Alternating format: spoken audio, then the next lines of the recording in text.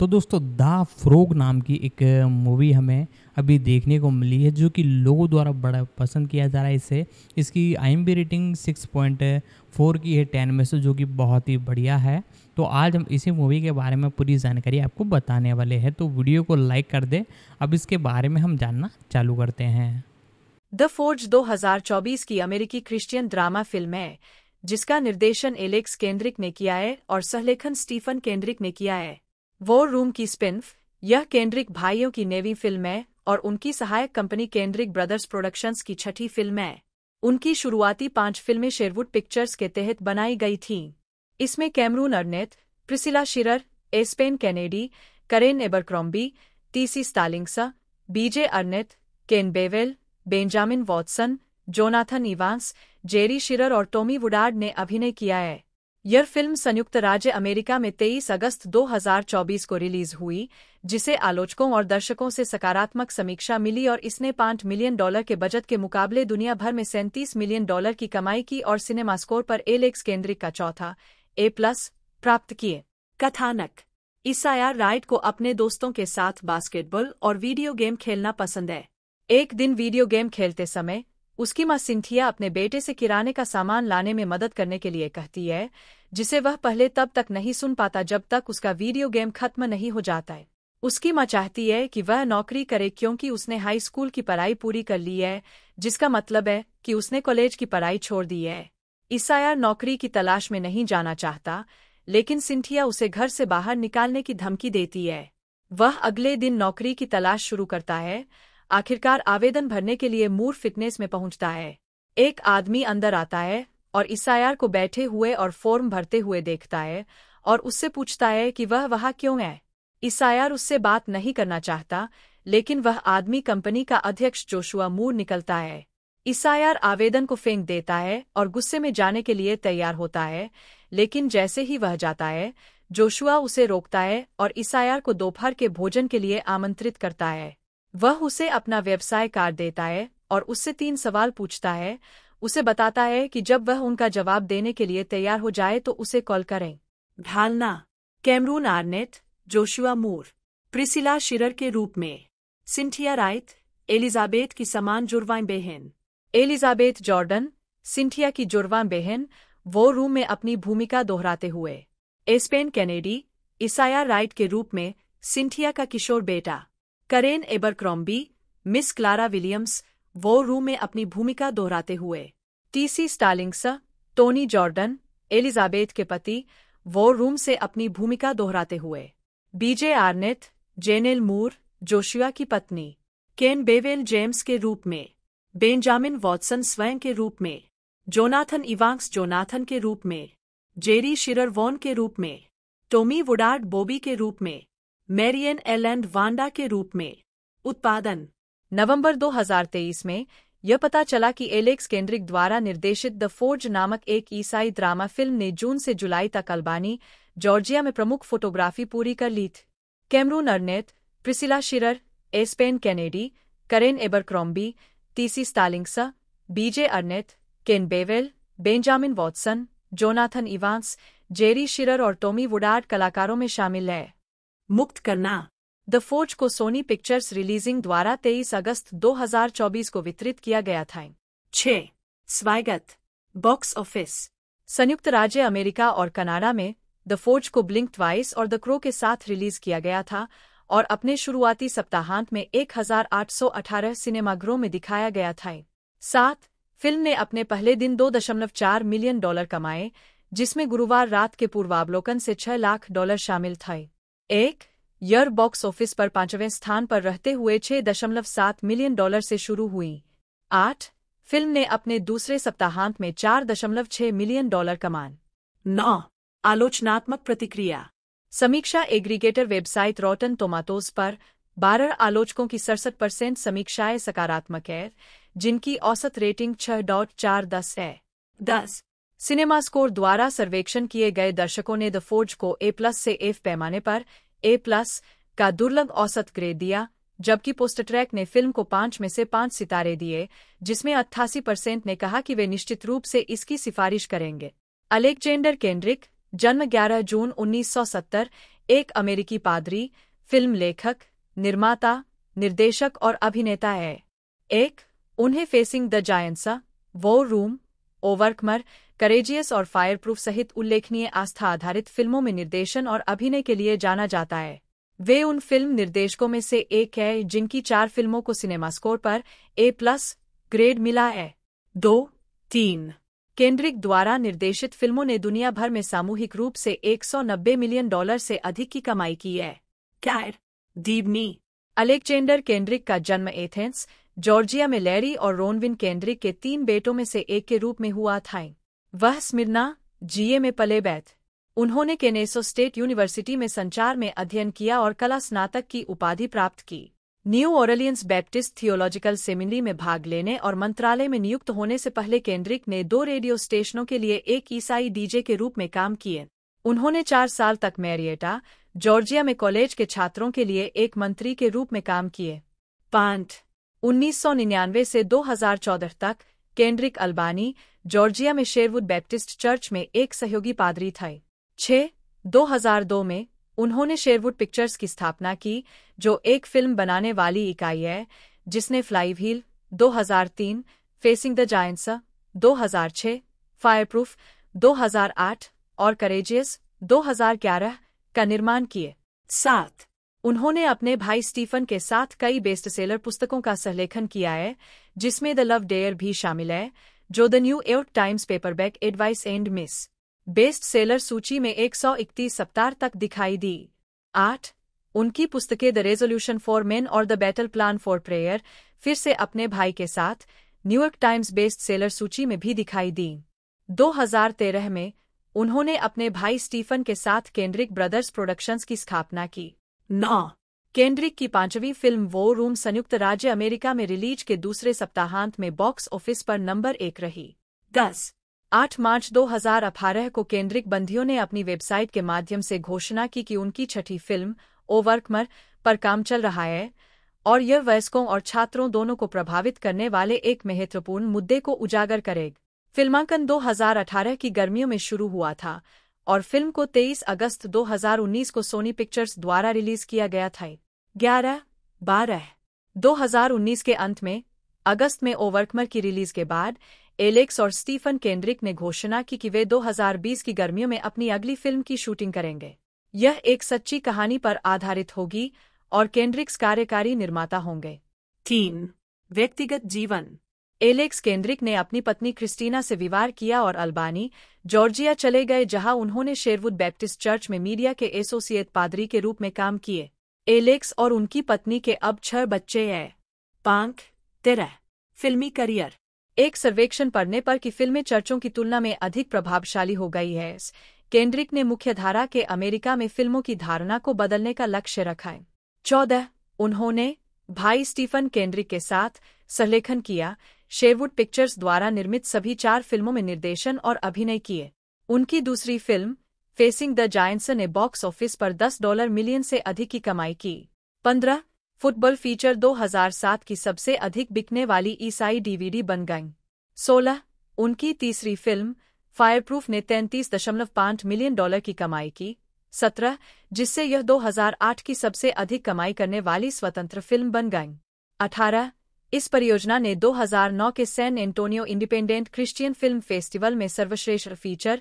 20 Sherwood Pictures की चौथी feature film Courageous, जिसे ट्राई स्टार द्वारा वितरित किया गया था, सितंबर 2011 में सिनेमाघरों में रिलीज हुई और इसने $34.5 मिलियन की कमाई की।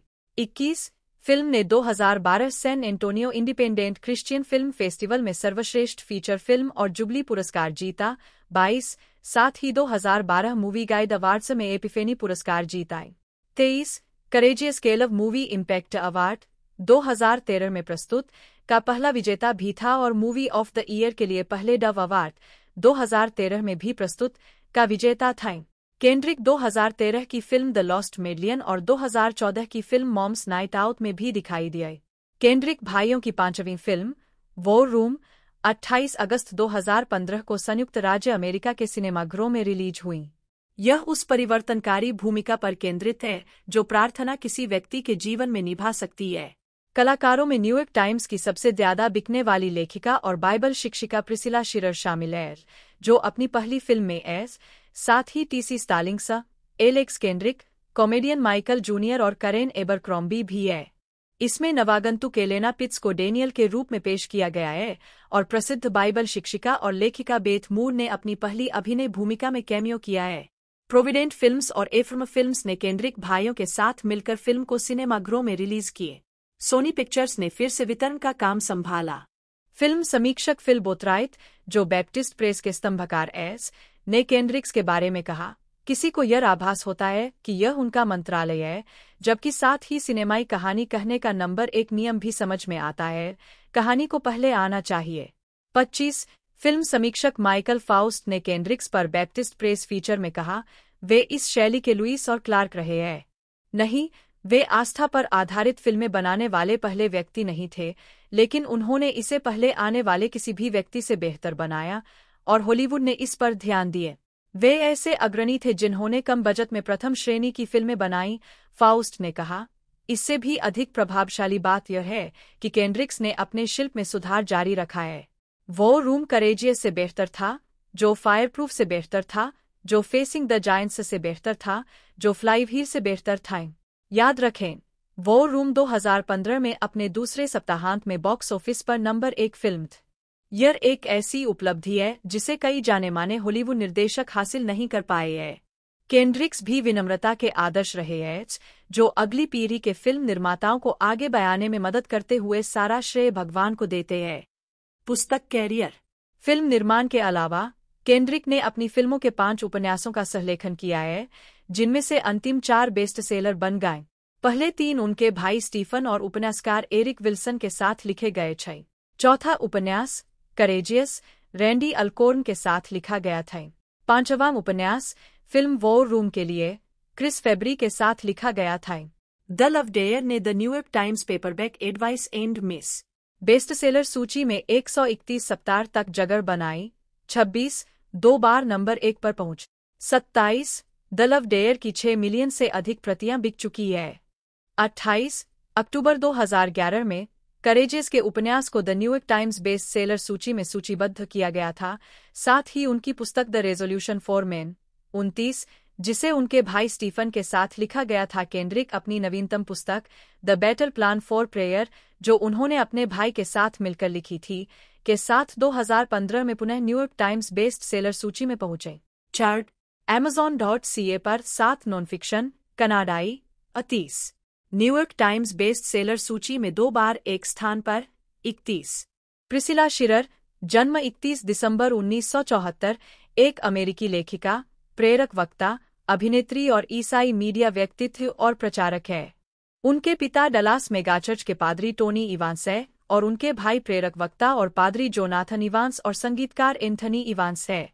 2 दीबनी टेक्सास के डलास में Oak Cliff Bible Fellowship Church के वरिष्ठ पादरी टोनी इवांस और लोइस इवांस की बेटी 1 प्रिसिला बाइबल से अच्छी तरह परिचित होकर बड़ी हुई।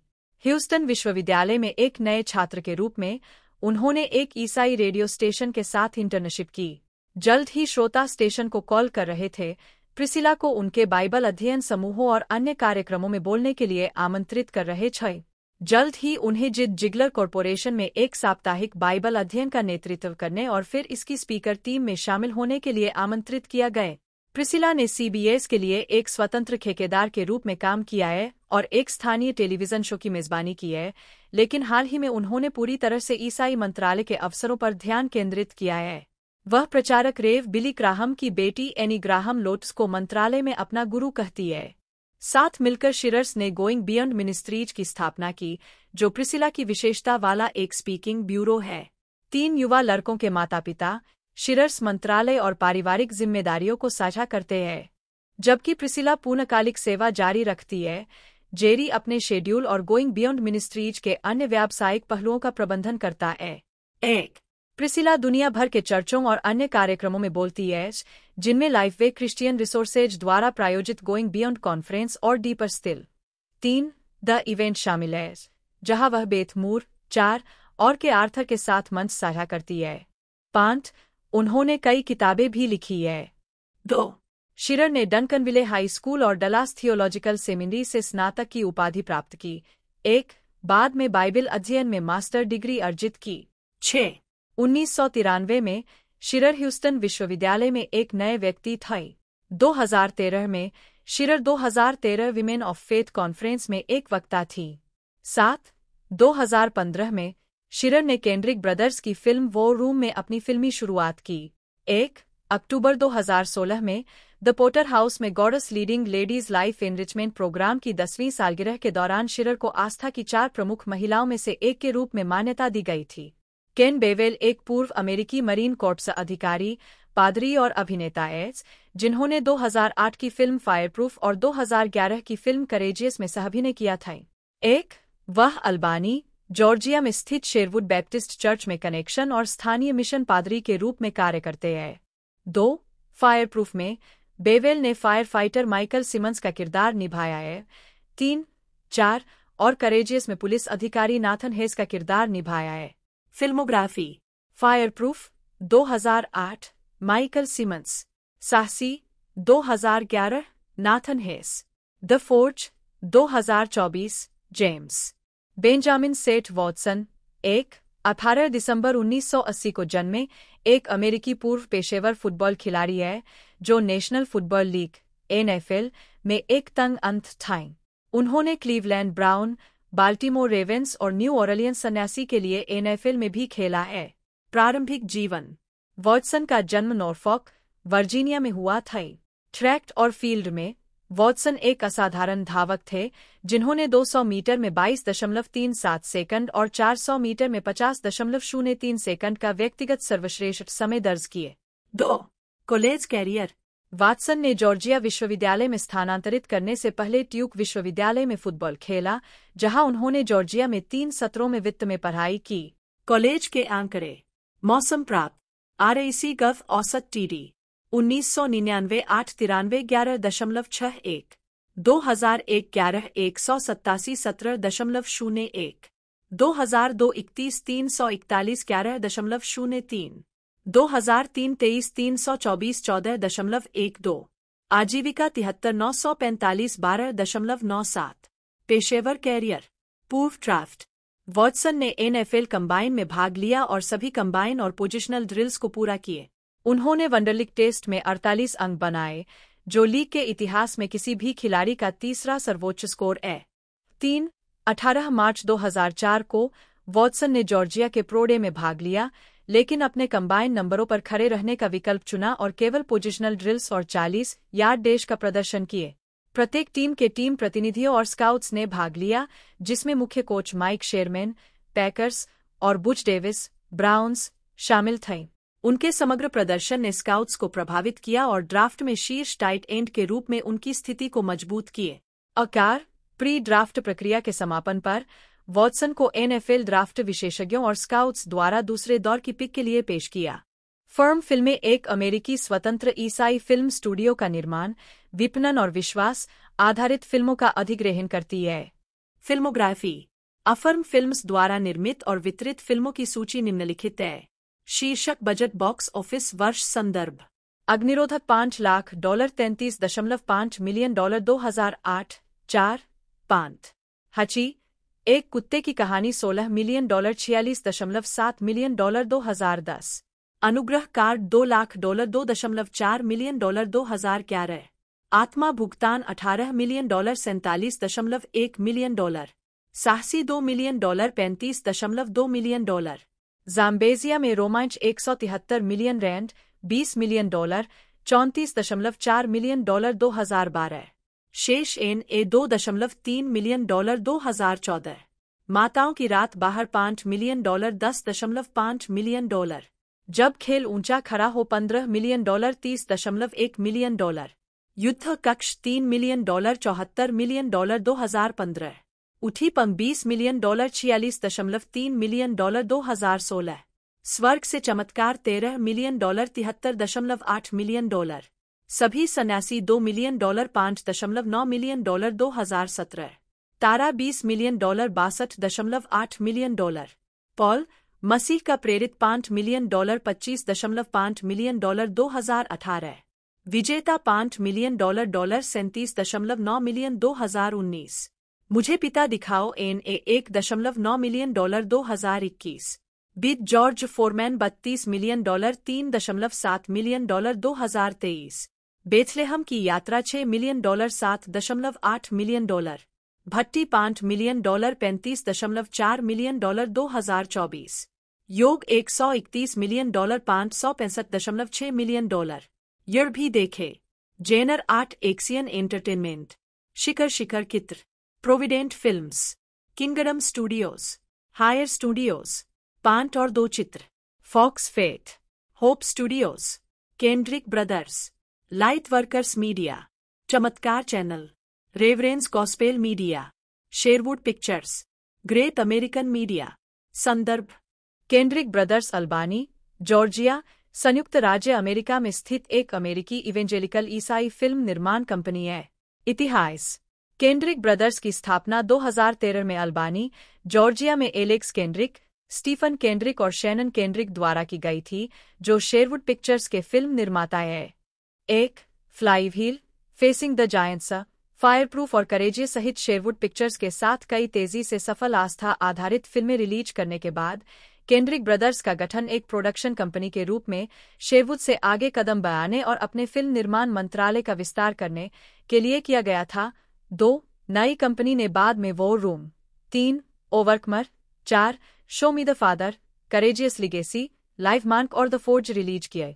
Soni Pictures Entertainment Motion Picture Group, आमतौर पर Sony Pictures Motion Picture Group के रूप में जाना जाता है, जिसे पहले 2013 तक Columbia TriStar Motion Picture Group के रूप में जाना जाता था और संक्षिप्त रूप में SPMPG, सोनी पिक्चर्स एंटरटेनमेंट का एक प्रभाग है जो इसके मोशन पिक्चर संचालन का प्रबंधन करता है। इसे 1998 में कोलंबिया पिक्चर्स इंडस्ट्रीज, इंक और ट्राइस्टार पिक्चर्स, इंक के व्यवसायों को एकीकृत करके लॉन्च किया गया था। 1. इतिहास। Sony Pictures Motion Picture Group की स्थापना 1998 में Columbia TriStar Motion Picture Group के रूप में की गई थी, जो सोनी पिक्चर्स एंटरटेनमेंट का एक वर्तमान प्रभाग है, जिसका स्वामित्व सोनी के पास है। इसमें सोनी पिक्चर्स के कई मौजूदा मोशन पिक्चर प्रभाग शामिल है।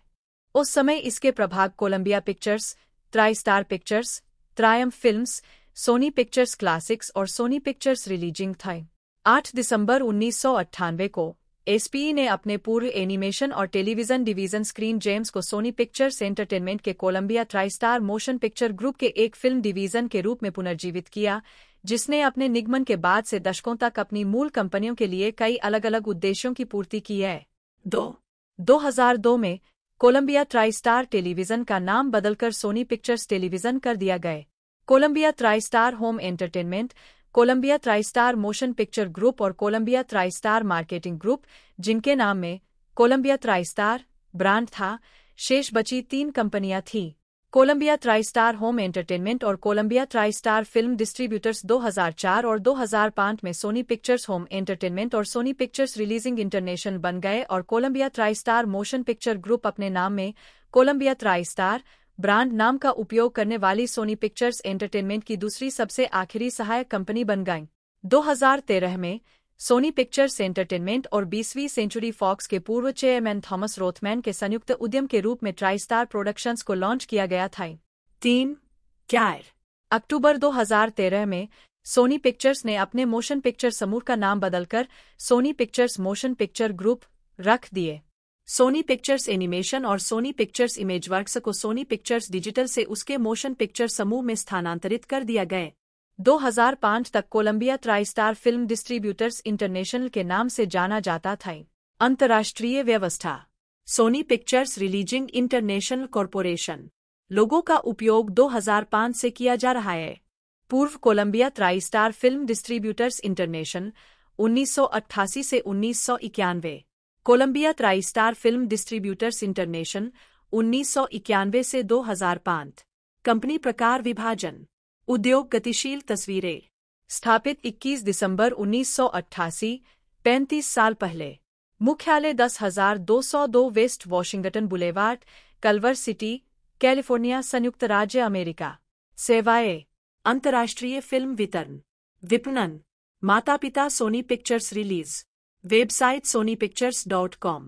1971 से 1987 के अंत तक कोलंबिया के अंतर्राष्ट्रीय नाट्य वितरण परिचालन वार्नर ब्रदर्स के साथ कोलंबिया वार्नर नामक एक संयुक्त उद्यम थे, और कुछ देशों में इस संयुक्त उद्यम ने अन्य कंपनियों की फिल्मों का वितरण भी किया, जैसे कि EMI फिल्म्स और कैनन फिल्म्स के साथ। ब्रिटेन में 1978 में कोलंबिया वार्नर और बाद में 1986 में कोलंबिया कैन वार्नर के नाम से ब्रिटेन का यह उद्यम 1988 में भंग कर दिया गया।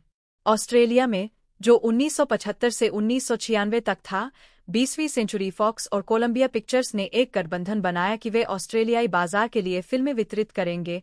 शुरुआत में फॉक्स कोलंबिया फिल्म डिस्ट्रीब्यूटर्स के नाम से जाना जाता था, होयट्स के उद्यम में आने से पहले, और इसका नाम बदलकर पहले होयट्स फॉक्स कोलंबिया ट्राइस्टार फिल्म्स और फिर फॉक्स कोलंबिया ट्राइस्टार फिल्म्स कर दिया गया। 6 फरवरी 2014 को Colombia Tristar Warner films D पुर्तगाल लिमिटेड, वार्नर ब्रदर्स के साथ एक संयुक्त उद्यम जिसने पुर्तगाल में दोनों कंपनियों की फिल्मों का वितरण किया, ने घोषणा की कि वे 31 मार्च को अपने कार्यालय बंद कर देंगे। 9 तब से सोनी पिक्चर्स की फिल्मों को पुर्तगाल में बिग पिक्चर फिल्म्स द्वारा वितरित किया जाता है, जबकि NOS ऑडियोविजुअल्स ने देश में वार्नर ब्रदर्स की फिल्मों के वितरण कर्तव्यों को संभाला। जून 2014 से फरवरी 2020 तक कोलंबिया पिक्चर्स फिलीपींस के नाम से सोनी पिक्चर्स की फिलीपीन रिलीजिंग शाखा ने यूनाइटेड इंटरनेशनल पिक्चर्स के पार्टनर स्टूडियो, पैरामाउंट पिक्चर्स और universal pictures, metro Gold Wing mayor की फिल्मों सहित की फिल्मों का वितरण किया। जब UIP ने स्टूडियो के स्थानीय वितरक सोलर एंटरटेनमेंट कॉरपोरेशन और उनकी सोलर फिल्म्स सहायक कंपनी के साथ अपने 9 साल के वितरण समझौते को समाप्त कर दिए।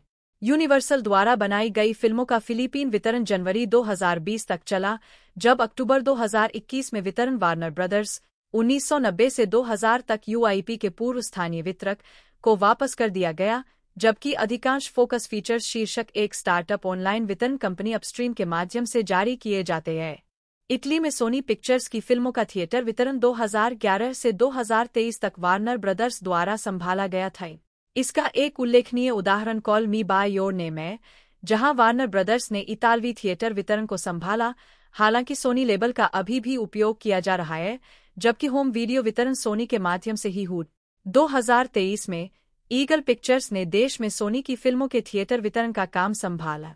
सोनी पिक्चर्स और वॉल्ट डिज्नी स्टूडियो ने 1997 में दक्षिण पूर्व एशिया में एक फिल्म वितरण संयुक्त उद्यम बनाए। 10 दिसंबर 2006 तक सोनी पिक्चर्स रिलीजिंग इंटरनेशनल और Walt Disney studio motion pictures के बीच 14 संयुक्त वितरण उपक्रम बन चुके थे और ब्राजील, मैक्सिको, सिंगापुर, थाईलैंड और फिलीपींस सहित देशों में मौजूद है। जनवरी 2007 में उनकी 15वीं ऐसी साझेदारी ने रूस और CIS में परिचालन शुरू किए। 11 फरवरी 2017 में सोनी ने फिलीपींस के साथ दक्षिण पूर्व एशिया उद्यम छोड़ना शुरू कर दिए। अगस्त 2017 में सोनी ने अपने स्वयं के संचालन के लिए संयुक्त उद्यम समझौते को समाप्त कर दिए। 31 जनवरी 2019 को 12 डिज्नी के अधिग्रहण के कारण वैश्विक आर्थिक उतार-चढ़ाव के हिस्से के रूप में Sony Pictures Production and Release LLC और डिज्नी स्टूडियो LLC ने 21 जनवरी 2020 को औपचारिक रूप से अलग होने पर हस्ताक्षर करके सौहार्दपूर्ण तरीके से अलग होगा। अनुबंध सोनी पिक्चर्स रिलीजिंग को स्वायत्त रूप से संचालित करने की अनुमति देगा। अर्जेंटीना और पोलैंड में United International Pictures Sony Pictures द्वारा रिलीज की गई फिल्मों के नाट्य वितरण का काम संभालती है। नीदरलैंड में यूनिवर्सल पिक्चर्स इंटरनेशनल 2013 से सोनी पिक्चर्स द्वारा रिलीज की गई फिल्मों के नाट्य वितरण का काम संभालता है। नीदरलैंड और स्वीडन में कोलंबिया ट्राइस्टार फिल्म्स, जिसे अब सोनी पिक्चर्स रिलीजिंग के नाम से जाना जाता है, ने 1992 से 1997 तक नीदरलैंड में और 1994 से 1996 तक स्वीडन में 20वीं सेंचुरी फॉक्स द्वारा रिलीज की गई फिल्मों के नाट्य वितरण का काम संभाला था। दक्षिण अफ्रीका में स्टर्किनेकोर सोनी पिक्चर्स और कोलंबिया पिक्चर्स द्वारा रिलीज की गई फिल्मों के थिएटर और होम वीडियो वितरण का काम संभालता है। 2 जून 2016 को डग बेलग्रेड ने घोषणा की थी कि वह SPMPG के अध्यक्ष पद से हट जाएंगे और स्टूडियो में निर्माता की भूमिका निभाएंगे। 5 बेलग्रेड को 2014 में SPMPG के अध्यक्ष के रूप में पदोन्नत किया गया था। 5 फिल्म प्रभाग, स्टूडियो प्रभाग, उत्पादन वितरण अन्य, Columbia Pictures, TriStar Pictures, TriStar Productions, Screen Gems, चीख रत्न, Sony Pictures Animation, Sony Pictures Classics, Sony Pictures Imageworks, 3000 चित्र, सोनी पिक्चर्स वर्ल्ड वाइड अधिग्रहण, डेस्टिनेशन फिल्म्स, स्टेज 6 फिल्म्स और Affirm Films. Sony Pictures International Productions. Sony Pictures Release. Sony Pictures Releasing International. Sony Pictures Home Entertainment. Crunchyroll. भूतकोर। Triumph Films. Columbia TriStar Marketing Group. 3000 चित्र। 3000 चित्र। उद्योग गतिशील तस्वीरें। पूर्ववर्ती fox 2000 pictures.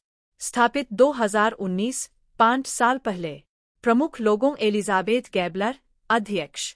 माता पिता Sony Pictures Motion Picture Group. 15 जुलाई 2019 को फॉक्स 2000 पिक्चर्स की पूर्व अध्यक्ष एलिजाबेथ गैबलर और पूरा Fox 2000 staff Sony Pictures Entertainment में शामिल हो गया और मोशन पिक्चर ग्रुप के साथ 3000 पिक्चर्स का गठन किए। हार्पर कॉलिंस डिवीजन के ओवरहेड और विकास का आधा हिस्सा फंड करेगा। 3000 पिक्चर्स टीवी और स्ट्रीमिंग के लिए भी प्रोजेक्ट्स को आगे बढ़ाए गए। 6. Sony Pictures Release. Sony Pictures Releasing Corporation. लोगों का उपयोग 2005 से किया जा रहा है। पूर्व ट्रायम्फ रिलीजिंग कॉरपोरेशन 1982 से 1994। कोलंबिया ट्राइस्टार फिल्म्स 1991 से 2005। कंपनी प्रकार विभाजन। उद्योग गतिशील तस्वीरें। स्थापित 23 नवंबर 1994, 29 वर्ष पूर्व। मुख्यालय 10,202 West Washington Boulevard, Culver City, California, संयुक्त राज्य अमेरिका। सेवाएं। फिल्म वितरण, विपणन। माता पिता सोनी पिक्चर्स। प्रभागो Sony Pictures Releasing International. Website sonypictures.com। Sony Pictures Releasing Corporation Sony के स्वामित्व वाली एक अमेरिकी फिल्म वितरक कंपनी है। ट्रायम्फ रिलीजिंग कॉरपोरेशन के उत्तराधिकारी के रूप में 1994-7 में स्थापित कंपनी सोनी पिक्चर्स एंटरटेनमेंट द्वारा निर्मित और रिलीज की गई फिल्मों के लिए नाट्य वितरण, विपणन और प्रचार का काम संभालती है, जिसमें कोलंबिया पिक्चर्स, ट्राइस्टार पिक्चर्स, साथ ही TriStar Productions, Screen Gems, Sony Pictures Classics, Sony Pictures Animation, Crunchyroll, Stage 6 Films, Affirm Films, Destination Films. Principal photography एक फिल्म या टेलीविजन शो के निर्माण का वह चरण है जिसमें शूटिंग का बड़ा हिस्सा होता है, जो प्री प्रोडक्शन और पोस्ट प्रोडक्शन के चरणों से अलग होता है। 1-2 कार्मिक। मुख्य फिल्म कर्मियों जैसे अभिनेता, निर्देशक, छायाकार या ध्वनि इंजीनियर और उनके संबंधित सहायक, सहायक निर्देशक, कैमरा सहायक, बूम ऑपरेटर के अलावा यूनिट प्रोडक्शन मैनेजर मुख्य फोटोग्राफी में निर्णायक भूमिका निभाता है। वे शूट के दैनिक कार्यान्वयन, दैनिक कॉल शीट, स्थान अवरोध, परिवहन और खानपान के प्रबंधन के लिए जिम्मेदार है। फिल्मांकन के दौरान अतिरिक्त विशिष्ट भूमिकाओं में स्क्रिप्ट में परिवर्तन रिकॉर्ड करने के लिए स्क्रिप्ट पर्यवेक्षक और विज्ञापन और दस्तावेजीकरण के लिए चित्र बनाने के लिए स्टिल फोटोग्राफर शामिल है। किसी फिल्म निर्माण की प्रगति पर नजर रखने के लिए हर दिन कई रिपोर्ट तैयार की जाती है, जिनमें दैनिक उत्पादन रिपोर्ट, दैनिक प्रगति रिपोर्ट और ध्वनि रिपोर्ट शामिल है। प्रक्रिया। तैयारी। मुख्य फोटोग्राफी स्टूडियो या वास्तविक सेटिंग में हो सकती है और स्थान का चुनाव कलात्मक और आर्थिक पहलुओं पर निर्भर करता है, जबकि साउंड स्टेज में शूटिंग करना अधिक सटीक योजना प्रदान करता है। सेट का निर्माण महंगा हो सकता है। लागत और कलात्मक कारण। फ्रेंच न्यू वेव और डोगमा 95 देखें। स्थान पर फिल्मांकन के पीछे मुख्य प्रेरणाएं। हालांकि आउटडोर शूटिंग के लिए अधिक प्रयास की आवश्यकता होती है, क्योंकि उपकरण और कर्मियों को स्थान पर ले जाया जाना चाहिए। सिनेमा के शुरुआती दिनों में फिल्म निर्माताओं ने जितना संभव हो सके बाहर फिल्माने की कोशिश की, क्योंकि खराब गुणवत्ता वाले शुरुआती फिल्म स्टॉक के पर्याप्त प्रदर्शन को सुनिश्चित करने के लिए सूर्य के प्रकाश की आवश्यकता थी। आजकल सीजीआई के बढ़ते उपयोग के कारण स्टूडियो में अधिक शूटिंग की जाती है। संबंधित देश के कानूनों के आधार पर निर्माता को फिल्मांकन शुरू होने से पहले चयनित स्थानों के लिए निजी व्यक्तियों, अधिकारियों या कंपनियों से फिल्मांकन परमिट प्राप्त करना होगा। व्यापक उत्पादन के लिए संकेतों और मोड़ों के साथ क्षेत्र को बंद करना पड़ सकता है। शहरी क्षेत्र के भीतर फिल्मांकन परमिट के लिए आमतौर पर शुल्क की आवश्यकता होती है, जो फिल्मांकन की जटिलता और दायरे के साथ साथ स्थान के आकर्षण पर निर्भर करता है। एक बार स्थान निर्धारित हो जाने के बाद पटकथा को शूटिंग के लिए प्रासंगिक सभी सूचनाओं के साथ स्क्रिप्ट ब्रेकडाउन में संक्षेपित किया जाता है। निर्माता की देखरेख में यूनिट उत्पादन प्रबंधक उत्पादन शेड्यूल, उत्पादन बोर्ड और शूटिंग शेड्यूल तैयार करता है, ताकि स्क्रिप्ट के दृश्यों को शूट करने का सटीक क्रम पता चल सके। इस लेख के दायरे से परे कई विचारों के कारण, लेकिन उत्पादन बोर्ड लेख में विस्तार से संबोधित किया गया है। शूट किए जाने वाले दृश्यों का क्रम सामान्य रूप से स्क्रिप्ट में उनके कालानुक्रमिक अनुक्रम का पालन नहीं करता है। फिर इन अनुसूचियों का उपयोग दैनिक कॉल शीट बनाने के लिए किया जाता है, जो शेड्यूल से प्रासंगिक सूचनाओं को सारांशित करता है और सूचीबद्ध करता है कि योजनाबद्ध दैनिक शूटिंग के लिए सेट पर कौन होना चाहिए। साथ ही कॉल शीट दृश्य संख्या, स्क्रिप्ट के पन्नों और प्रत्येक दिन के लिए प्रासंगिक स्थानों के साथ साथ आवश्यक उपकरणों के बारे में जानकारी प्रदान करती है। फीचर फिल्मों में आमतौर पर प्रिंसिपल फोटोग्राफी शुरू होने तक बीमा होता है। 3. सभी नियोजित टेक पूरे करने से पहले एक बैंकेबल स्टार की मृत्यु या सेट या फुटेज का नुकसान एक फिल्म को योजना के अनुसार पूरा करना असंभव बना सकता है। 4. इसके अलावा पेशेवर गुणवत्ता वाले मूवी कैमरों को आमतौर पर आवश्यकतानुसार किराए पर लिया जाता है और अधिकांश कैमरा हाउस बीमा के प्रमाण के बिना अपने उपकरणों को किराए पर देने की अनुमति नहीं देते हैं। 5. यह सब सावधानीपूर्वक नियोजन आवश्यक है क्योंकि समय पैसे के बराबर है। सेट पर बिताए गए हर घंटे में उन मुद्दों को सुलझाया जाता है जिन्हें पहले सुलझाया जा सकता था, जबकि कलाकार और क्रू फिल्मांकन फिर से शुरू होने का इंतजार करते हैं। हजारों डॉलर के बराबर है, जिसे फिल्म के बजट के किसी अन्य हिस्से से निकालना होगा। 2012 तक एक अमेरिकी फिल्म के लिए औसत दिन की लागत कम बजट की फिल्मों के लिए $25,000 से लेकर मध्यम स्तर की फिल्मों के लिए $35,000 से $60,000 और ब्लॉकबस्टर फिल्मों के लिए $1,00,000 से $2,50,000 तक। 6. पहले सहायक निर्देशक को समय पर और मूल बजट के भीतर फिल्मांकन जारी रखने के लिए बहुत अच्छा भुगतान किया जाता है, और अगर उत्पादन अपने मूल शेड्यूल और बजट से बहुत दूर चला जाता है तो उसे बदला जा सकता है, यानी निकाल दिया जा सकता है। मुख्य शूटिंग। मुख्य फोटोग्राफी आमतौर पर फिल्म निर्माण का सबसे महंगा चरण होता है, जो अभिनेता, निर्देशक और सेट क्रू के वेतन के साथ साथ कुछ शॉट्स, प्रॉप्स और ऑनसेट स्पेशल इफेक्ट्स की लागतों के कारण होता है। 7. जब फिल्मांकन शुरू होता है, तैयारी का समय समाप्त हो जाता है, स्क्रिप्ट का अंतिम संस्करण किया जाता है, कलाकारों का चयन किया गया है और सेट पर इमारतों और संरचनाओं का निर्माण काफी हद तक पूरा हो गया है। फिल्मांकन की शुरुआत आमतौर पर फाइनेंसरों के लिए कोई वापसी का बिंदु नहीं बनाती है, क्योंकि जब तक यह पूरा नहीं हो जाता है तब तक लागतों को पुनः प्राप्त करने के लिए आवश्यक अंतिम उत्पाद को जारी करने के लिए पर्याप्त सामग्री फिल्माए जाने की संभावना नहीं है। 7.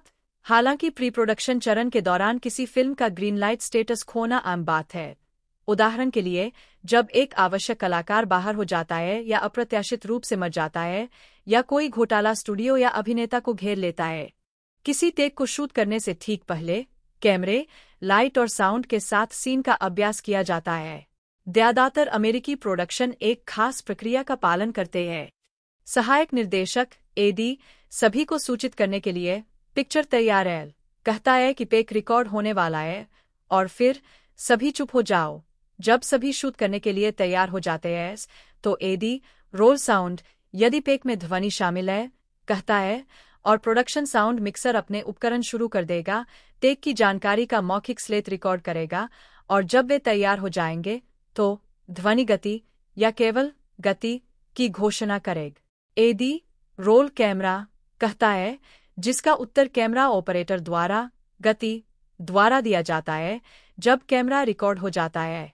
क्लैपर, जो पहले से ही क्लैपर बोर्ड के साथ कैमरे के सामने है, मार्कर कहता है और इसे बंद कर देता है। यदि पेक में अतिरिक्त या पृष्ठभूमि क्रिया शामिल है तो एडी उन्हें संकेत देगा, एक्शन बैकग्राउंड, और अंत में निर्देशक अभिनेताओं को एक्शन बताता है। एडी बड़े सेट पर एक्शन को जोर से दोहरा सकता है। एक टेक तब खत्म होता है जब निर्देशक कट कहता है और कैमरा और ध्वनि रिकॉर्डिंग बंद कर देते हैं।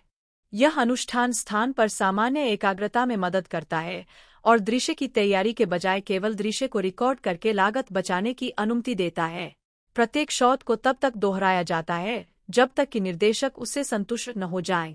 मुख्य फोटोग्राफी यूनिट करने वाले वास्तविक फिल्म क्रू के अलावा एक दूसरी टीम, दूसरी यूनिट भी हो सकती है, जिसमें विशेष रूप से अधिक जटिल प्रस्तुतियों के लिए अपने स्वयं के निर्देशक के साथ एक पूर्ण फिल्म क्रू शामिल होता है। दूसरी यूनिट स्वतंत्र रूप से काम करती है, लेकिन समग्र परियोजना के निर्देशक के साथ समन्वय में काम करती है और शहर और परिदृश्य शॉट्स, स्थापना शॉट्स और मध्यवर्ती छवियों के साथ साथ बड़े पैमाने पर एक्शन और स्टंट दृश्यों के लिए जिम्मेदार होती है। फिल्मांकन की अवधि न केवल फिल्म की लंबाई पर निर्भर करती है, बल्कि स्थानों की संख्या और प्रकार पर भी निर्भर करती है। यूरोप में 90 मिनट की फिल्म के लिए शूटिंग का समय 12 से 100 दिन है।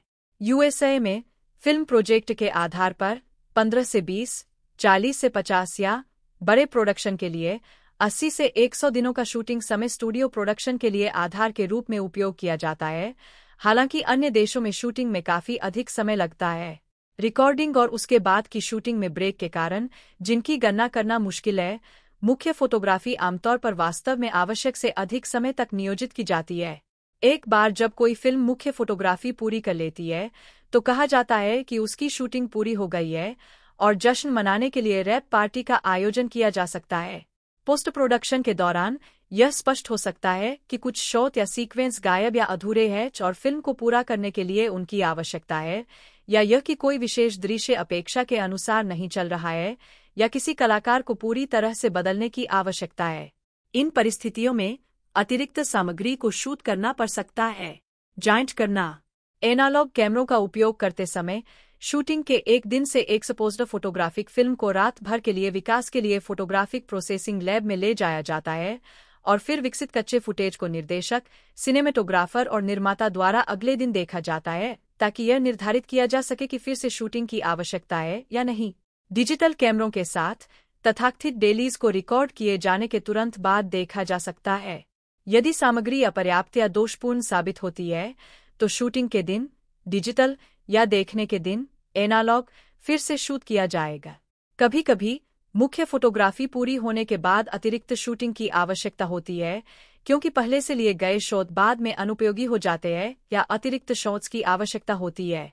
उदाहरण के लिए, कथा संरचना में गंभीर कमियां फिल्मांकन के बाद ही स्पष्ट हो सकती है, जैसे कि जब फिल्म के किसी रफ कट को उन दर्शकों के साथ परीक्षण स्क्रीनिंग के माध्यम से रखा जाता है जिन्हें पहले से पटकथा पढ़ने का लाभ नहीं मिला है।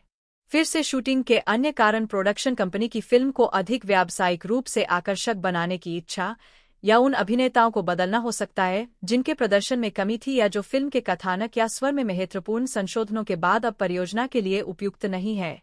यदि नई सामग्री को पहले ही एक बार शूट किया जा चुका है या वह काफी बड़ी है, तो इस प्रक्रिया को रीशूट कहा जाता है। हालांकि यदि सामग्री नई और अपेक्षाकृत छोटी है, तो इसे अक्सर पिकअप कहा जाता है। रॉटन टोमेटोज फिल्म और टेलीविजन के लिए एक अमेरिकी समीक्षा एकत्रीकरण वेबसाइट है। कंपनी की शुरुआत अगस्त 1998 में कैलिफोर्निया विश्वविद्यालय बर्कले के 3 स्नातक छात्रों, सेनह डुओंग, पैट्रिक वाई ली और स्टीफन वांग द्वारा की गई थी। 5, 6, 7, 8। हालांकि रॉटन टोमेटोज नाम दर्शकों द्वारा खराब स्टेज प्रदर्शन की अस्वीकृति में सड़े हुए टमाटर फेंकने की प्रथा से जुड़ा है।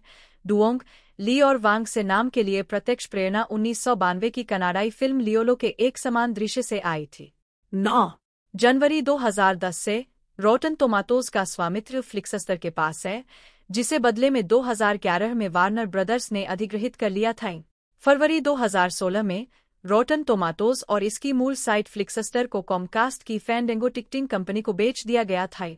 10 वार्नर ब्रदर्स ने फैंडेंगो सहित विलय की गई संस्थाओं में अल्पमत हिस्सेदारी बरकरार रखी।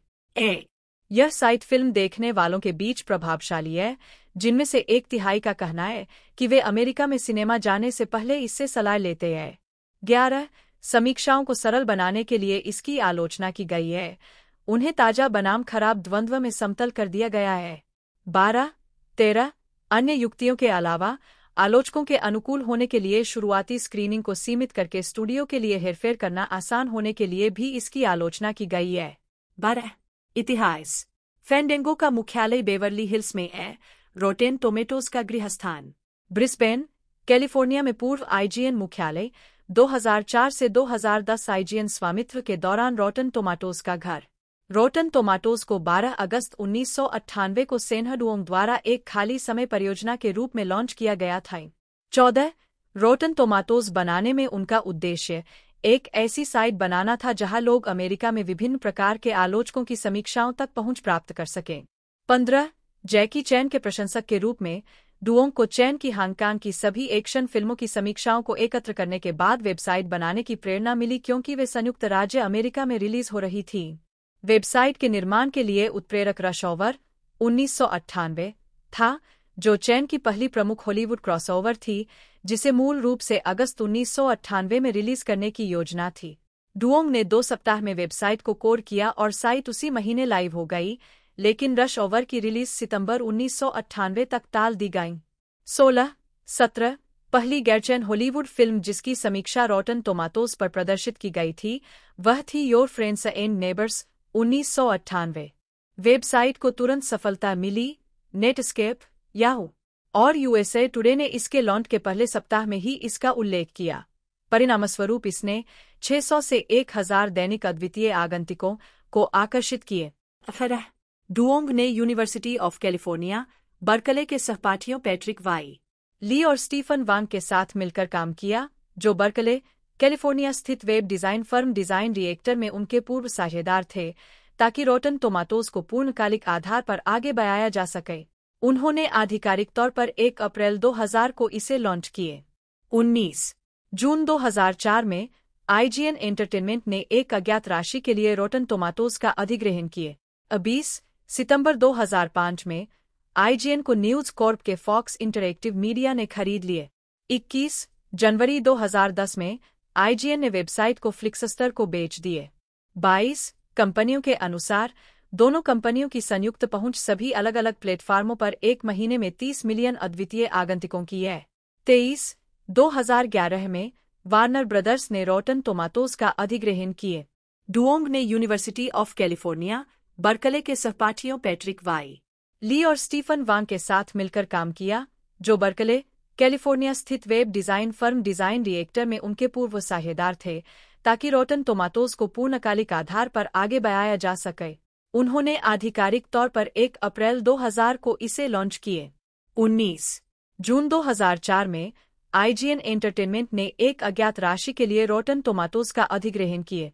20 सितंबर 2005 में IGN को न्यूज कॉर्प के फॉक्स इंटरैक्टिव मीडिया ने खरीद लिए। 21 जनवरी 2010 में IGN ने वेबसाइट को फ्लिक्सस्टर को बेच दिए। 22 कंपनियों के अनुसार दोनों कंपनियों की संयुक्त पहुंच सभी अलग अलग प्लेटफार्मों पर एक महीने में 30 मिलियन अद्वितीय आगंतुकों की है। 23 2011 में वार्नर ब्रदर्स ने रॉटन टोमाटोज का अधिग्रहण किए। 24 2009 की शुरुआत में करंट टेलीविजन ने वेब समीक्षा साइट का एक टेलीविजन संस्करण द रॉटन टोमेटोज शो लॉन्च किए। इसे ब्रेट एरलिच और एलेन फॉक्स ने होस्ट किया और मार्क गनेक ने लिखा। यह शो गुरुवार को 10:30 EST 25 पर 16 सितंबर 2010 तक प्रसारित हुआ। यह इन्फोमेनिया के एक बहुत छोटे खंड के रूप में लौटा, जो एक व्यंग्यपूर्ण समाचार शो था जो 2011 में समाप्त हो गए। 26 2009 के अंत तक वेबसाइट को रॉटन टोमाटोज उपयोगकर्ताओं को फिल्म के विभिन्न पहलुओं पर चर्चा करने के लिए समूह बनाने और उनमें शामिल होने में सक्षम बनाने के लिए डिजाइन किया गया था। एक समूह, द गोल्डन ऑयस्टर अवार्ड्स, ने विभिन्न पुरस्कारों के लिए सदस्यों के वोट स्वीकार किए, जो बेहतरज्ञात अकादमी पुरस्कार या गोल्डन ग्लोब्स की नकल करते थे। जब फ्लिक्सस्टर ने कंपनी खरीदी तो उन्होंने समूहों को भंग कर दिए। 27-28 फरवरी 2011 तक नई सामुदायिक सुविधाएं जोड़ी गई है और अन्य हटा दी गई है। उदाहरण के लिए, उपयोगकर्ता अब फिल्मों को फ्रेश रेटिंग से रॉटन रेटिंग के आधार पर छांट नहीं सकते हैं, और इसके विपरीत 17 सितंबर 2013 को टीवी जोन नामक स्क्रिप्टेड टेलीविजन सीरीज को समर्पित एक अनुभाग वेबसाइट के एक उपखंड के रूप में बनाया गया था। 29 फरवरी 2016 में रॉटन टोमाटोज और इसकी मूल साइट फ्लिक्सस्टर को कॉमकास्ट के फैंडेंगो मीडिया को बेच दिया गया था। वार्नर ब्रदर्स ने फैंडेंगो सहित विलय की गई संस्थाओं में अल्पमत हिस्सेदारी बरकरार रखी। 3 दिसंबर 2016 में फैंडेंगो और इसकी सभी विभिन्न वेबसाइटें कैलिफोर्निया के बेवर्ली हिल्स में फॉक्स इंटरैक्टिव मीडिया के पूर्व मुख्यालय में चली गईं। 30 जुलाई 2017 में 2007 से वेबसाइट के प्रधान संपादक मैट एचटी ने the young Turks YouTube channel में शामिल होने के लिए इसे छोड़ दिए।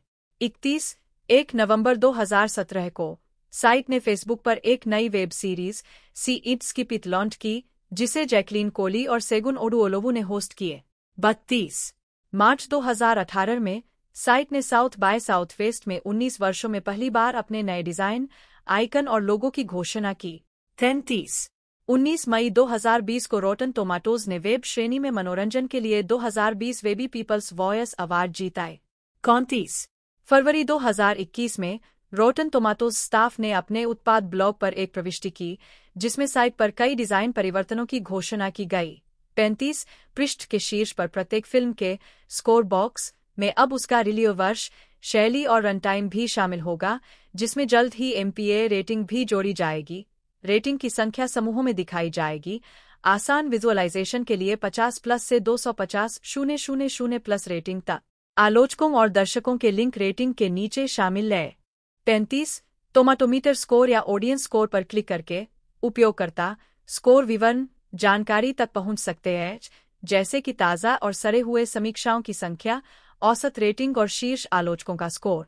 टीम ने प्रत्येक फिल्म प्रविष्टि पृष्ठ के लिए एक नया क्या जानना है अनुभाग भी जोड़ा, जो आलोचकों की सहमति ब्लर्ब को एक नए दर्शक कहते हैं ब्लर्ब के साथ जोड़ सकता है, ताकि उपयोगकर्ता प्रमाणित आलोचकों और सत्यापित दर्शकों दोनों की भावनाओं का एक नज़र में सारांश देख सके। आलोचकों का कुल स्कोर। रॉटन टोमाटोज के कर्मचारी सबसे पहले उन लेखकों से ऑनलाइन समीक्षाएं एकत्र करते हैं जो विभिन्न लेखन गिल्ड या फिल्म आलोचक संघों के प्रमाणित सदस्य हैं। वेबसाइट पर आलोचक के रूप में स्वीकार किए जाने के लिए आलोचक की मूल समीक्षाओं को उपयोगकर्ताओं से एक निश्चित संख्या में लाइक प्राप्त करना चाहिए। शीर्ष आलोचकों के रूप में वर्गीकृत लोग आमतौर पर प्रमुख समाचार पत्रों के लिए लिखते हैं। आलोचक वेबसाइट पर मूवी पेज पर अपनी समीक्षा अपलोड करते हैं, और अगर यह आमतौर पर अनुकूल है तो अपनी समीक्षा को ताज़ा या अन्यथा सड़ा हुआ चिह्नित करने की आवश्यकता होती है। आलोचक के लिए ऐसा करना आवश्यक है क्योंकि कुछ समीक्षाएं गुणात्मक होती है और संख्यात्मक स्कोर प्रदान नहीं करती है, जिससे सिस्टम का स्वचालित होना असंभव हो जाता है। 36 वेबसाइट प्रत्येक फिल्म के लिए गिने गए सभी समीक्षाओं का ट्रैक रखती है और सकारात्मक समीक्षाओं के प्रतिशत की गणना करती है। यदि सकारात्मक समीक्षाएं 60% या उससे अधिक है, तो फिल्म को ताज़ा माना जाता है। यदि सकारात्मक समीक्षाएं 60% से कम है, तो फिल्म को खराब माना जाता है। 0 से 10 के पैमाने पर औसत स्कोर की भी गणना की जाती है। प्रत्येक समीक्षा के साथ समीक्षा का एक छोटा अंश उद्धृत किया जाता है, जो विषय पर आलोचक के पूर्ण विचारों को पढ़ने में रुचि रखने वाले किसी भी व्यक्ति के लिए पूर्ण समीक्षा निबंध के लिए एक हाइपरलिंक के रूप में भी कार्य करता है। Roger Ebert, Desson Thomson, Stephen Hunter, Owen Gleiberman, Lisa Schwarzbaum, Peter Travers और माइकल फिलिप्स जैसे शीर्ष आलोचकों को एक उपसूची में पहचाना जाता है, जो उनकी समीक्षाओं की अलग से गणना करता है। उनकी राय भी सामान्य रेटिंग में शामिल की जाती है। जब पर्याप्त समीक्षाएं होती है, तो कर्मचारी फिल्म की सामूहिक राय के सामान्य कारणों को व्यक्त करने के लिए एक आम सहमति बयान बनाता है और पोस्ट करता है। यह रेटिंग फिल्म लिस्टिंग में एक समतुल्य आइकन द्वारा इंगित की जाती है, ताकि पाठक को काम के बारे में सामान्य आलोचनात्मक राय पर एक नज़र डालने का मौका मिले। प्रमाणित ताज़ा सील उन फिल्मों के लिए आरक्षित है जो 2 मानदंडों को पूरा करती है: 75% या उससे बेहतर टोमेटोमीटर और टोमेटोमीटर आलोचकों 5 शीर्ष आलोचकों सहित से कम 80 समीक्षाएं। सीमित रिलीज फिल्मों के लिए 40। यह दर्जा पाने वाली फिल्में इसे तब तक बनाए रखेंगी जब तक कि सकारात्मक आलोचनात्मक प्रतिशत 70% से कम न हो जाए। 37 100% सकारात्मक रेटिंग वाली फिल्में जिनमें समीक्षाओं की आवश्यक संख्या नहीं है, उन्हें प्रमाणित ताज़ा सील नहीं मिल सकती है। टोमेटोमीटर स्कोर आइकन अंक विवरण 175% प्रमाणित ताज़ा। इस विशिष्टता को प्राप्त करने के लिए न्यूनतम आवश्यकताएं हैं: 75% या उससे अधिक स्कोर वाली व्यापकरीय फिल्में जिनकी समीक्षा कम से कम 80 आलोचकों द्वारा की गई हो, जिनमें से 5 शीर्ष आलोचक हो। सीमित रिलीज वाली फिल्मों के लिए केवल 40 समीक्षाओं की आवश्यकता होती है, जिसमें शीर्ष आलोचकों की 5 समीक्षाएं शामिल हैं। टीवी शो के लिए केवल व्यक्तिगत सीजन ही विचार के योग्य है और प्रत्येक में कम से कम 20 आलोचक समीक्षाएं होनी चाहिए। 38 160% फ्रेश 60% या उससे अधिक स्कोर वाली फिल्में या टीवी शो जो प्रमाणित फ्रेश सील की आवश्यकताओं को पूरा नहीं करते हैं। 59% रोटन 59% या उससे कम स्कोर वाली फिल्मों या टीवी शो को यह सील दी जाती है।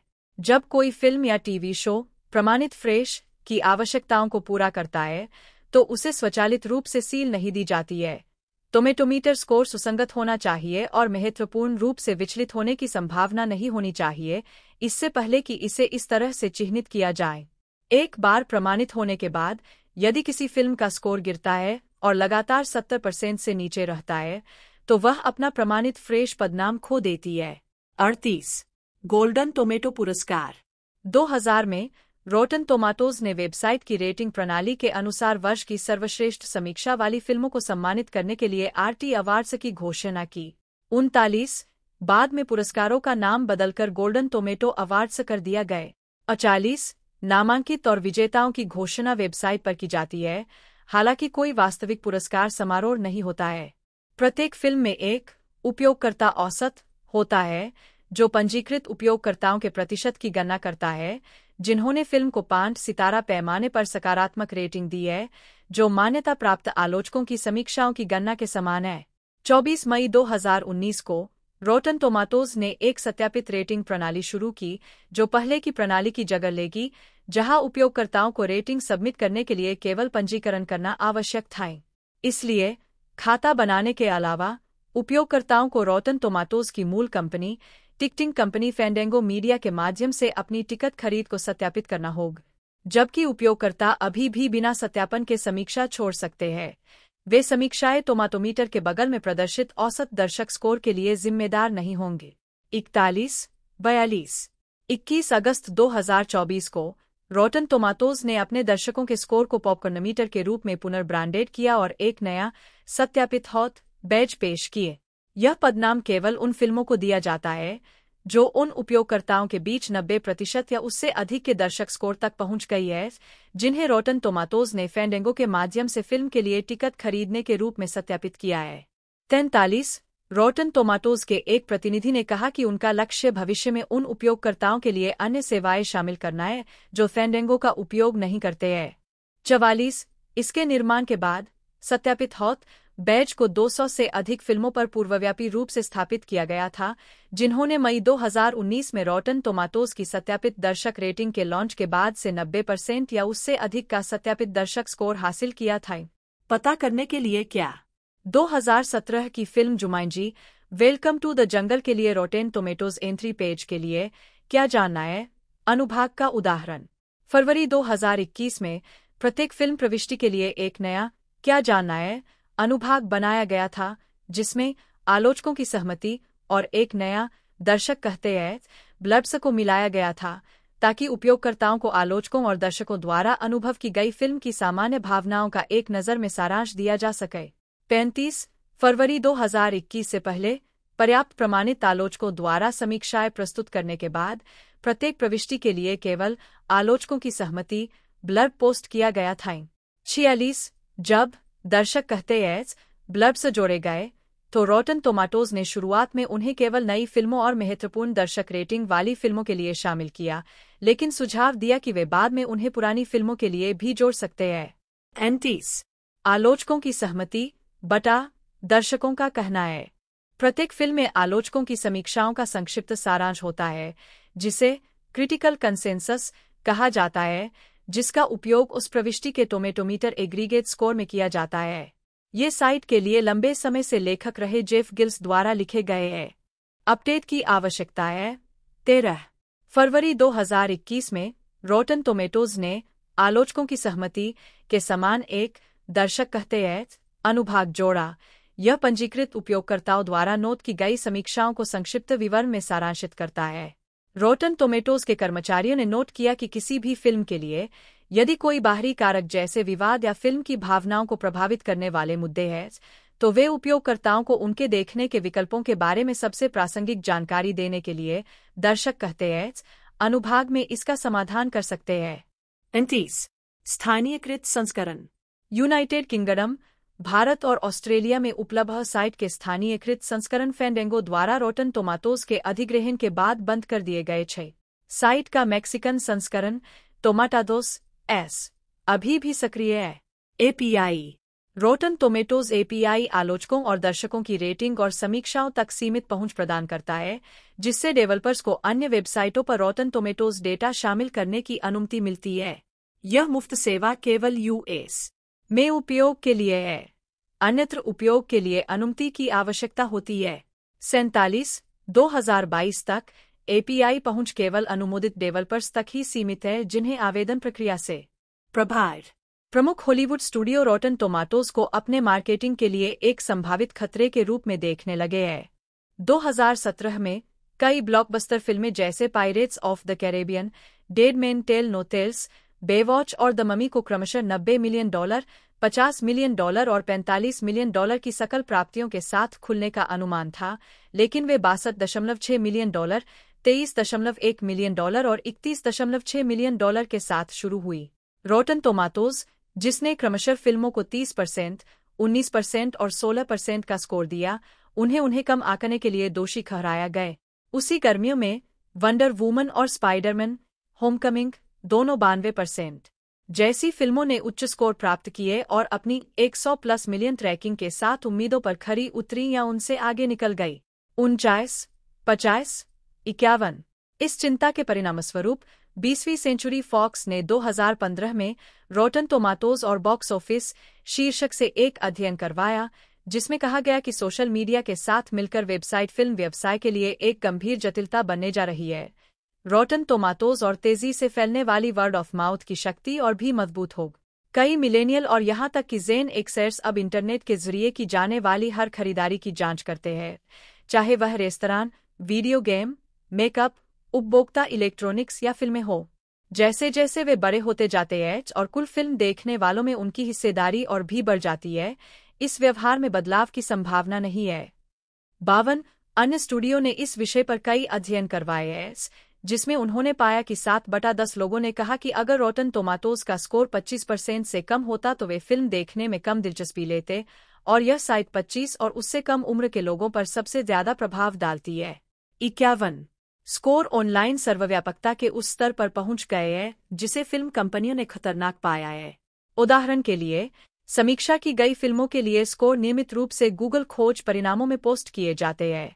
इसके अलावा स्कोर को फैंडेंगो की लोकप्रिय टिकट खरीद वेबसाइट, उसके मोबाइल ऐप, पीकॉक जैसी लोकप्रिय स्ट्रीमिंग सेवाओं और फ्लिक्स्टर पर प्रमुखता से दिखाया जाता है, जिसके कारण शिकायतें हुईं कि सड़े हुए स्कोर ने फिल्मों के प्रदर्शन को नुकसान पहुंचाए।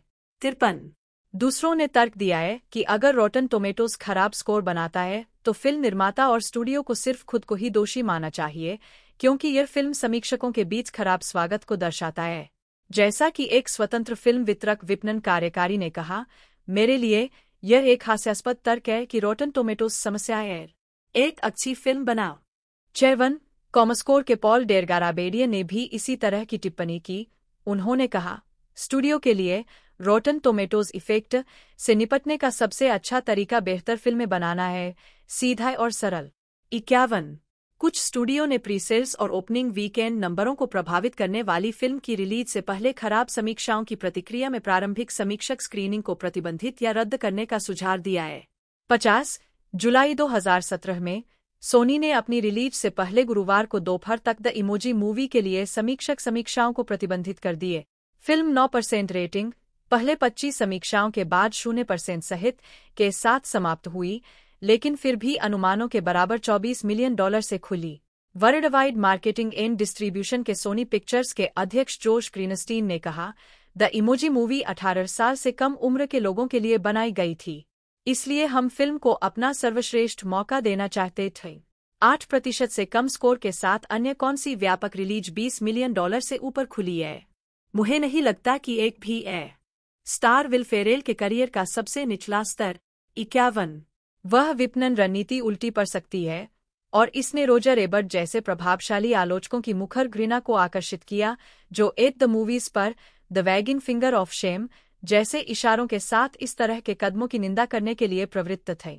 55 इसके अलावा समीक्षाओं को रोकने की प्रकृति जनता से शुरुआती निष्कर्ष निकाल सकती है कि उस विपणन रणनीति के कारण फिल्म खराब गुणवत्ता की है।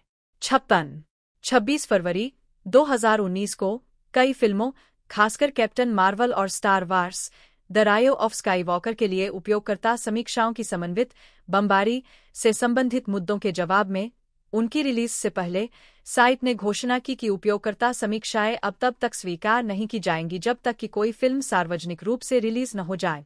साइट ने सत्यापित समीक्षाओं के लिए एक प्रणाली शुरू करने की योजना की भी घोषणा की और कहा कि देखना चाहते हैं आंकड़े अब एक संख्या के रूप में व्यक्त किए जाएंगे ताकि इसे दर्शकों के स्कोर के साथ भ्रमित न किया जा सके। 57-58 रोटन टोमाटोज के स्कोर बॉक्स ऑफिस पर कैसे प्रभाव डालते हैं? इस पर तर्कों के बावजूद 59 अकादमिक शोधकर्ताओं को अब तक इस बात के सबूत नहीं मिले हैं कि रोटन टोमाटोज की रेटिंग बॉक्स ऑफिस के प्रदर्शन को प्रभावित करती है। तो दोस्तों इसका डिस्ट्रीब्यूशन सोनी पिक्चर्स द्वारा एक तरह से डिस्ट्रीब्यूट किया गया है इसे, और 23 अगस्त 2024 को इसे रिलीज़ कर दिया गया था। इस मूवी के बजट के बारे में बात की जाए तो लगभग इसका बजट 5 मिलियन का था, जिसके अंदर इसने लगभग 40 मिलियन का कलेक्शन किया, जो कि बॉक्स ऑफिस कलेक्शन है, यानी कि अपने बजट से लगभग 5 गुना ज़्यादा इसने कलेक्शन किया। और बाकी इसके रनिंग लेंथ की बात की जाए तो 125 मिनट है। बाकी OTT प्लेटफॉर्म भी डिसाइड नहीं किया गया है। तो दोस्तों एक बेहतरीन मूवी ये रही है और अगस्त के अंदर ये रिलीज़ हो चुकी थी। दिसंबर तक ये OTT पर आ जाएगी। बाकी यदि वीडियो अच्छी लगती है तो वीडियो को जरूर से लाइक कीजिएगा। मिलते हैं अगले वीडियो में।